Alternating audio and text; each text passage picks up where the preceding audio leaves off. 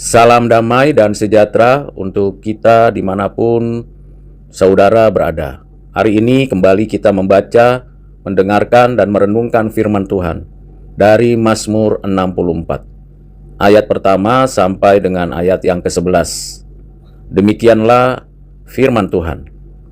Untuk pemimpin biduan, Mazmur Daud. Ya Allah, dengarlah suaraku pada waktu aku mengaduh. Jagalah nyawaku terhadap musuh yang dahsyat. Sembunyikanlah aku terhadap persepakatan orang jahat, terhadap kerusuhan orang-orang yang melakukan kejahatan, yang menajamkan lidahnya seperti pedang, yang membidikkan kata yang pahit seperti panah, untuk menembak orang yang tulus hati dari tempat yang tersembunyi. Sekonyong-konyong mereka menembak dia dengan tidak takut-takut. Mereka berpegang teguh pada maksud yang jahat. Mereka membicarakan hendak memasang perangkap dengan sembunyi. Kata mereka, siapa yang melihatnya? Mereka merancang kecurangan-kecurangan. Kami sudah siap, rancangan sudah rampung. Alangkah dalamnya batin dan hati orang. Tetapi Allah menembak mereka dengan panah. Sekonyong-konyong mereka terluka. Ia membuat mereka tergelincir karena lidah mereka. Setiap orang yang melihat mereka menggeleng kepala. Maka semua orang takut dan memberitakan perbuatan Allah dan mengakui pekerjaannya. Orang benar akan bersukacita karena Tuhan dan berlindung padanya. Semua orang yang jujur akan bermegah. Demikianlah firman Tuhan bagi kita sekalian. Berbahagialah kita yang menyimpan firman Tuhan ini dan mengertinya serta melakukannya dalam kehidupan sehari-hari. Saudara yang kekasih di dalam Tuhan Yesus Kristus, ada 3 bagian penting yang perlu kita renungkan dari firman Tuhan yang sudah kita baca dengarkan tadi. Bagian yang pertama ialah seruan berdoa kepada Tuhan. Bagian yang kedua adalah Allah bertindak dengan keadilannya. Dan bagian ketiga ialah sikap dan respon orang benar. Mari kita pelajari, telusuri apa yang Tuhan mau untuk kita mengerti dan kita lakukan di tiap-tiap bagian ini. Pemazmur, yaitu Raja Daud, adalah seorang yang dekat dengan Tuhan. Bahkan dia sendiri yang berhadapan-hadapan dengan musuh-musuh di medan perang. Ada kalanya ia bersembunyi dari musuh-musuhnya karena begitu ada banyak niat jahat dari antara mereka, terutama mereka yang ada di kalangannya sendiri, orang-orang dekatnya, sebangsanya, yang tidak menginginkan keberadaannya. Musuh-musuh itulah yang membuat dirinya bersembunyi, berlari dari hadapan mereka. Sementara musuh-musuh yang dari luar, bangsa-bangsa kafir penyembah berhala, Daud tidak pernah takut, gentar, bahkan ia berani menyerang.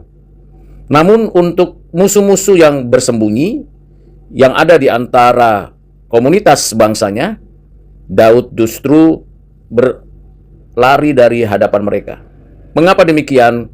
Tentu karena Daud seorang yang menyadari bahwa mereka itu juga adalah bangsa yang seharusnya hidupnya takut akan Tuhan. Dan keberadaannya sebagai raja bukan karena kemauannya, tetapi karena kehendak Allah. Jadi itu yang menjadi latar belakang yang perlu saudara dan saya memahaminya. Di bagian pertama, Daud menyampaikan seruan doanya untuk meminta belas kasihan Tuhan, memohon kemurahan hati Tuhan, agar kiranya dia mendapatkan perlindungan. Karena musuh-musuh itu bersembunyi, musuh-musuh itu merancang kejahatan, musuh-musuh itu berkata-kata kasar, menakutkan, dan mengerikan. Bahkan musuh-musuh itu memasang perangkap supaya terlihat ada celah, ada upaya untuk menjatuhkannya. Dalam situasi dan kondisi yang seperti itu, pemazmur meminta kemurahan hati Tuhan. Itu sebabnya pemazmur mengatakan, dengarlah suaraku pada waktu aku mengadu. Mengapa? Karena Daud merasa tidak ada artinya lagi untuk menjelaskan kepada musuh-musuhnya apa kebenaran, apa keadilan, dan apa kesucian. hanya meminta belas kasihan Tuhan, biar kiranya Tuhanlah yang bertindak dengan keadilannya, dengan kebenarannya dan kesuciannya. Pada bagian pertama ini kita belajar satu hal penting. Memang kita bisa langsung mendeteksi kalau musuh itu di luar komunitas kita. Kita akan tahu dengan segera menyampaikan sebuah persiapan dan bersegera berhadapan dengan musuh-musuh yang di luar sana. Entah itu kuasa gelap, roh-roh jahat, si iblis, atau orang-orang kafir penyembah berhala. Kita dengan sigap, siap sedia, mau berjuang, berperang, berhadapan dengan musuh-musuh itu dengan kekuatan, kasih, dan kebenaran dari Allah. Namun, kita menyadari bahwa di sekitaran kita, di antara komunitas kita, ada musuh-musuh yang tidak tulus hatinya, yang bersembunyi, yang membidikkan kata-kata pahit, yang bersepakat jahat, memasang perangkap, memata-matai, melakukan kecurangan-kecurangan agar kita terjebak, terjerat, dan akhirnya jatuh dan melakukan hal yang jahat di hadapan Allah. Inilah musuh-musuh yang menakutkan, musuh di dalam diriku, musuh di dalam komunitasku. Karena itu pembelajaran yang penting adalah kita tetap waspada, peka terhadap situasi yang ada, berhati-hati terhadap semua orang, dan sekaligus saat yang sama kita meminta Tuhan beri pencerahan, jalan keluar, cara terbaik untuk dapat menyeleksi dan memisahkan mana yang sesungguhnya musuh dan mana yang sesungguhnya sahabat bagi orang benar. Di sini perlu pengujian waktu dalam susah dan senang, perlu pengujian kehidupan rohani, dan perlu pengujian dalam keseharian. Ini pembelajaran yang pertama. Pembelajaran yang kedua berkaitan dengan apa yang dinyatakan Tuhan pada ayat yang ke-7 dan ke-8. Tuhan adalah Tuhan yang suka mendengar doa orang-orang percaya, yang secara orisinil berdoa apa adanya, tanpa ditutup-tutupi, tanpa perlu ada klise atau kata-kata kosong dan hampa. Tuhan adalah Tuhan yang mendengar dan mengetahui segala sesuatu. Walaupun memang tidak semua yang kita katakan itu berarti Tuhan tidak tahu. Tuhan tahu, Tuhan Maha tahu. Sebelum kita memberitahu, Tuhan sudah mengetahui dan Tuhan sudah menetapkan apa keadilan yang dinyatakan. Itu sebabnya pemazmur mengatakan, Allah menembak mereka dengan panah. Allah membuat mereka tergelincir. Artinya, saudara yang kekasih di dalam Kristus, bahwa memang keadilan Tuhan dinanti-nantikan oleh setiap orang percaya.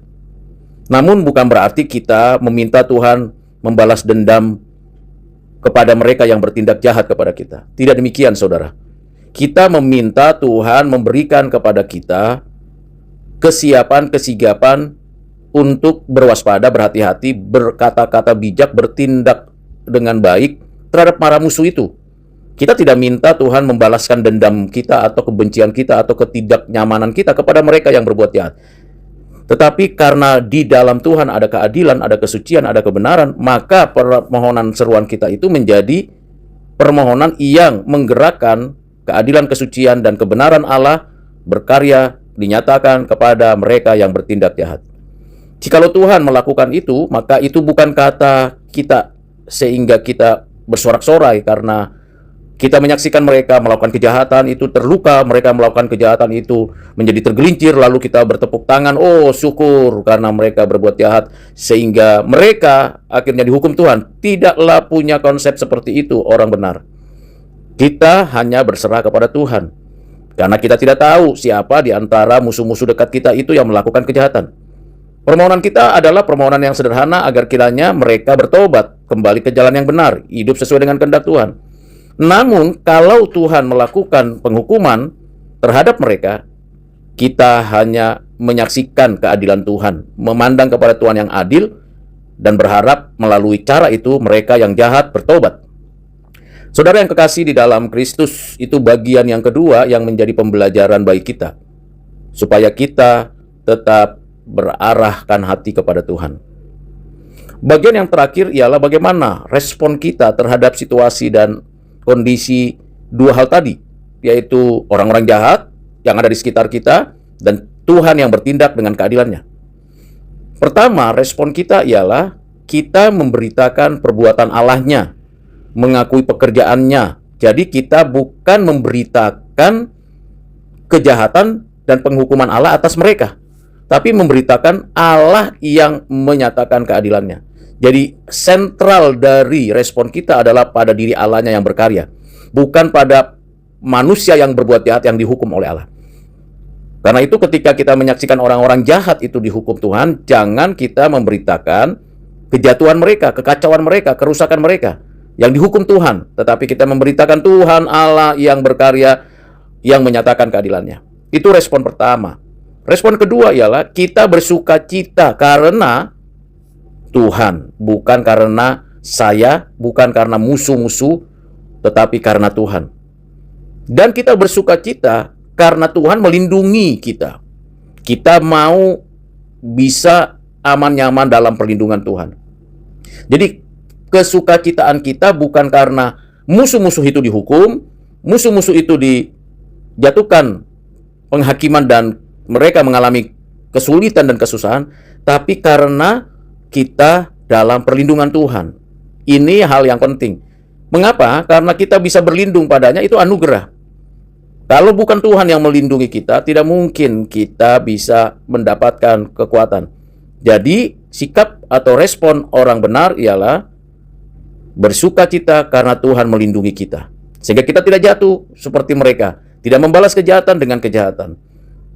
Dan yang ketiga, responnya ialah kita bermegah dengan apa adanya. Bermegah berarti mengagungkan Tuhan, bukan diri sebagai pusatnya, bukan orang lain, bukan apa saja yang mungkin kita megahkan, tetapi Tuhan yang dimegahkan.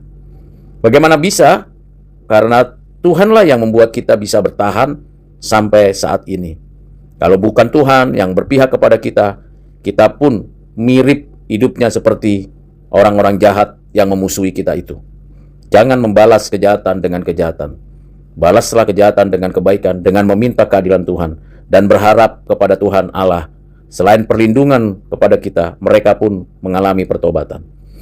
Kiranya dengan perenungan pada hari ini dari Mazmur 64, menolong saya dan saudara menjadi orang-orang Kristen yang sungguh-sungguh tekun berdoa, tetap peka terhadap apa yang Tuhan kehendaki, dan selalu bersyukur, bersukacita karena Tuhan perlindungan kita. Tuhan Yesus memberkati saudara sekalian. Amin.